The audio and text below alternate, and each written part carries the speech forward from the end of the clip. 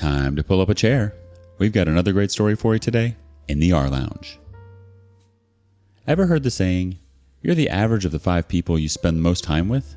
Well, it seems like those associations can sometimes reveal more than we bargained for. Today in the rLounge, explore the tangled web of friendships and their surprising revelations. A couple of days ago, I went out to a hockey game with a friend of mine. I'll call her Janelle, and my boyfriend's friend, I'll call him Scott. Originally, my boyfriend was supposed to come with, but he ended up getting called into work to cover a night shift. So last minute, my boyfriend asked Scott if he wanted to take his place, to which he said yes.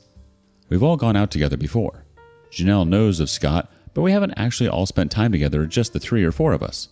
It's always been a bigger group setting, or with just my boyfriend and I and Scott and his wife, or my boyfriend and I and Janelle and her husband. Remember that Scott and Janelle are both married, and they aren't married to each other. This is important. So we go out for dinner before the hockey game to get some wings and a few beers because the beers at the arena are insanely expensive. We get a little wobbly and get to the game, and I notice Scott and Janelle kind of getting a little close. She's laughing a little more than usual. He's getting a little more handsy, but she's not pushing him away. I mean, Scott is funny, but he's not that funny.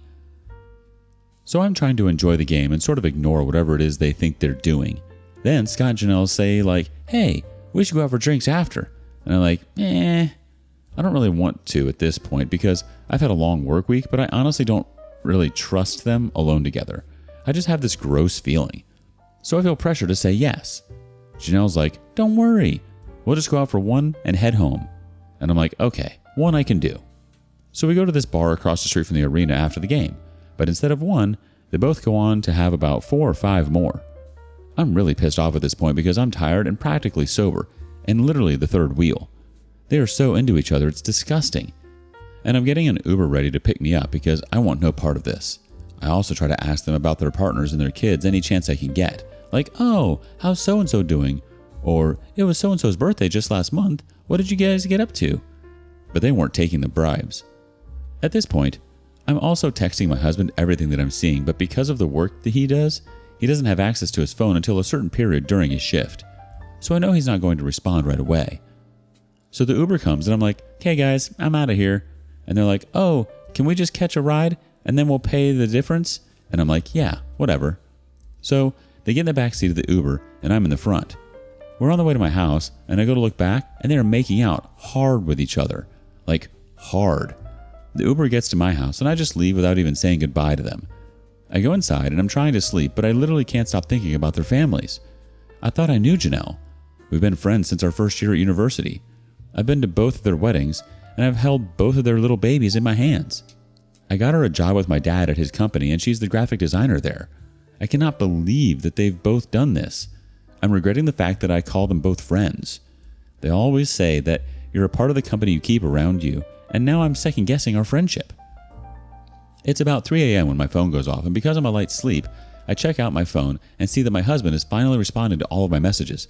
He's just as repulsed as I am. He apologizes for his buddy Scott, and he's like, I can't believe that they did that right in front of you. And I'm like, yeah. But like, could you imagine if I wasn't there? Like, why would they be so into each other with someone who knows their family so well? And he's like, yeah, that is weird. And then I'm like, should I tell their partners? And he's like, no, you should stay out of it. You don't want to get wrapped up in stuff like that. And I'm like, what? I'd want to know if you were cheating on me like that. Wouldn't you want to know? And he's like, sometimes ignorance is bliss. And I'm like, okay. I'll see you when you get home. That whole conversation didn't sit well with me. Ignorance is bliss? What the F does that mean? So I try to bury the fact that my husband just said that and try to get some shut-eye. Then the morning comes and my husband gets in early and he's tired and crawls into bed. I'm like telling him that what I saw really shook me up. And he's like, yeah, that's awful. I can't even imagine. I'm like, yeah, I don't think I can just sit on this. I really feel like I have to say something. It's just weighing so heavy on me. And he's like, OP, stay out of it. Really, it's none of our business.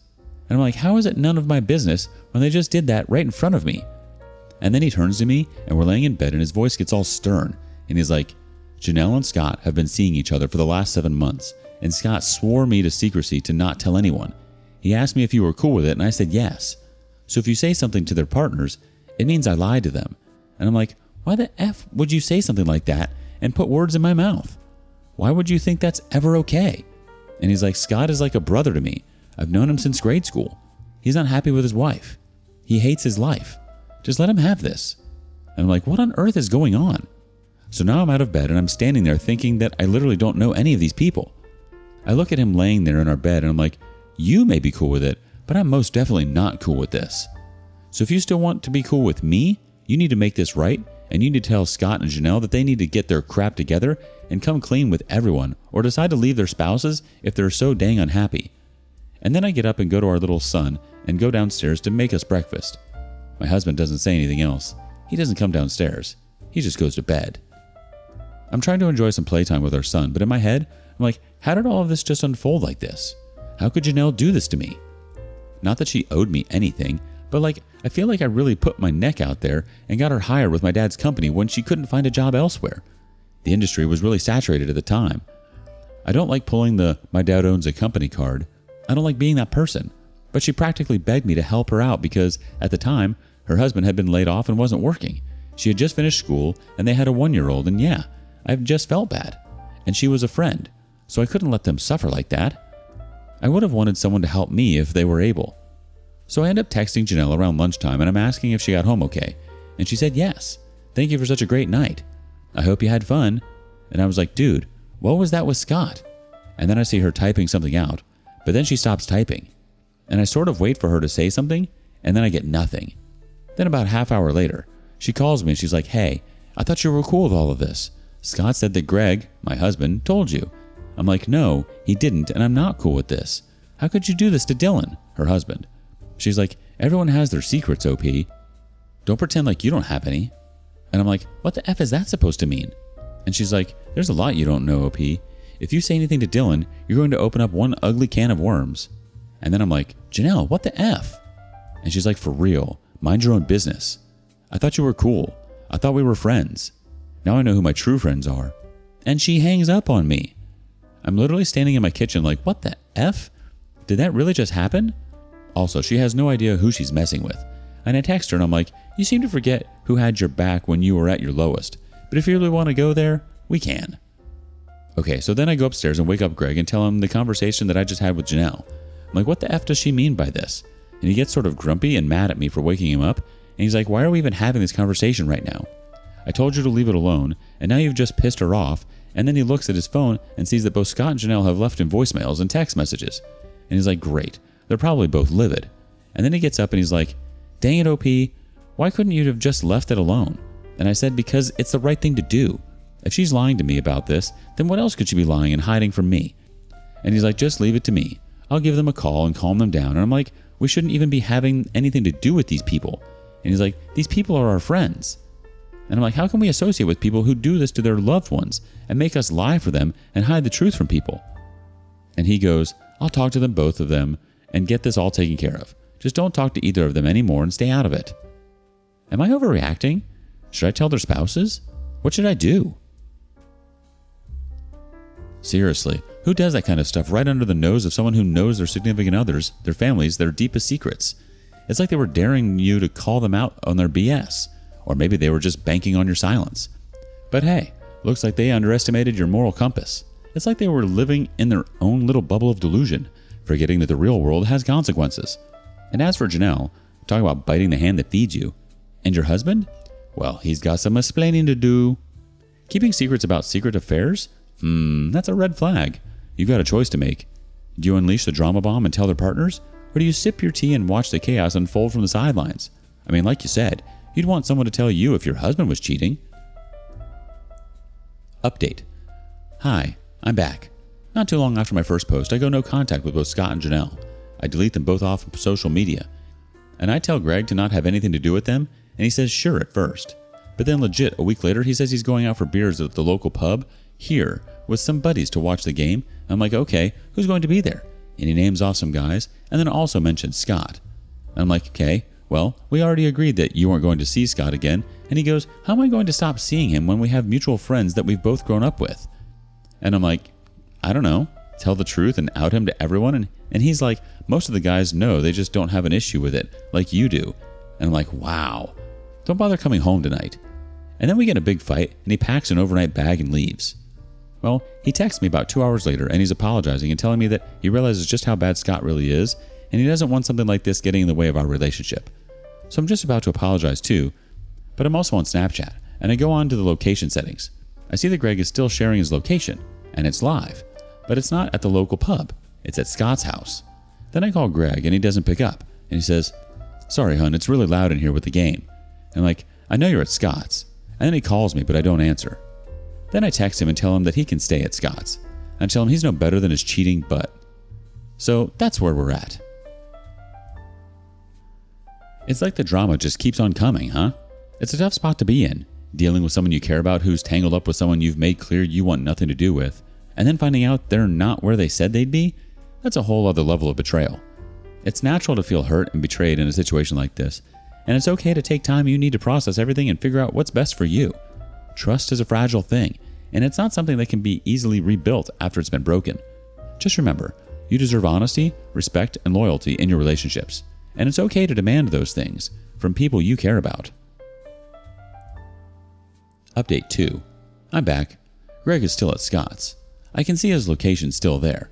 It had only been 2 days, but the weird thing was that Greg hasn't tried to reach out to me after that text I sent him, "You're no better than Scott's cheating butt." He hasn't even tried to call me, so naturally this enraged me. I was so pissed off that I hadn't heard from him and that he hadn't even attempted to try to fix things that I ended up texting Janelle's husband and telling him everything. He texted me back right away and said, "Thank you, OP," and that was sort of it. But then that same night, I get a text from Janelle, and it's simply a screenshot of him talking to her husband and Scott in a group chat, and they're talking explicitly with each other about what they plan on doing to Janelle. And this was dated 4 months ago. I literally dropped my phone.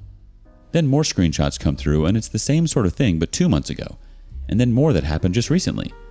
Then she sends me a text and says, "Now I'm spilling his secrets, witch." So I effing saved all those screenshots and sent them to him and told him we are over. So effing over. I knew it was fishy of him to defend them like that and to try to take care of it and stay out of it. What a cheating, lying butt son of a witch. Then he tries calling me, but I'm already on the phone with my mom and dad and I'm telling them what happened, and my dad's like, "I know exactly what to do." So within the coming weeks, he starts an investigation with Janelle and gets her written up for things that she's been effing up at work. Apparently she's also been lying on her timesheets, so that's huge. People have been saying that they're having problems with her for quite some time, but he didn't want to say anything to me because he thought we were best friends. So for quite some time, he's been protecting her at work too. But now I'm like, "No, Dad, kick that witch to the curb." He also gave me the name of the client friend of his who's a lawyer, and we're starting the process up with that now. As for Scott, I have his wife on Instagram and sent her the screenshots that Janelle sent me and apologized that she had to find out this way. I said I'm here for her if she needs. Finding out about Greg's involvement in those explicit group chats with Janelle and Scott must have been like a punch to the gut. It's one thing to suspect something's off, but to have concrete evidence laid out in front of you like that? Heartbreaking doesn't even begin to cover it. But kudos to you for taking decisive action and standing up for yourself. You deserve so much better than to be tangled up in someone else's web of lies and infidelity. And reaching out to Janelle's husband and Scott's wife with those screenshots? That took real courage. It's not easy to be the bearer of bad news, but sometimes it's the right thing to do, especially when people's lives and well-being are at stake. It's also heartening to hear that your dad has your back. Update 3. I had my dad serve Greg divorce papers, and my dad said he tore them apart in front of him. I also changed the locks in the house and changed the passcodes to the garage door. Greg tried to come by once and freaked out, calling me after he realized he couldn't get in. I also called his parents and sent them the same screenshots. They are totally on my side and not speaking to him. He's been totally cut off by everybody except his loser friends who think it's okay to lie and cheat. I also heard that he had a big F up at work and it cost the company a lot of money. So there's that. I checked in to see his location from time to time just for curiosity's sake. He's been staying at Scott's. That's in poor taste. Also, Janelle has been let go. I'm just trying to enjoy life with our little boy. I've gone for full custody and alimony. I've also been brainstorming starting up my own business, but I'm honestly just trying to take it slow. I'm just trying to get as much cuddles in with my son as I can and get through all of this and just do my own thing and hang around people that want to do good and be good. Making the decision to serve Greg with divorce papers and take control of your home environment shows that you're not willing to settle for anything less than what you deserve. Cutting off toxic relationships, even when they involve people you once cared about deeply, takes courage. It's never easy to let go of someone who was such a significant part of your life, but sometimes it's necessary for your own well-being and happiness. I'm glad to hear that you have the support of your family and that you're focusing on what truly matters, your son and your own peace of mind. What do you make of this? What would you have done in this situation? And thank you for joining us today in the rLounge. Be sure to like and subscribe and hit that notification bell so you don't miss out on our next video. See you soon!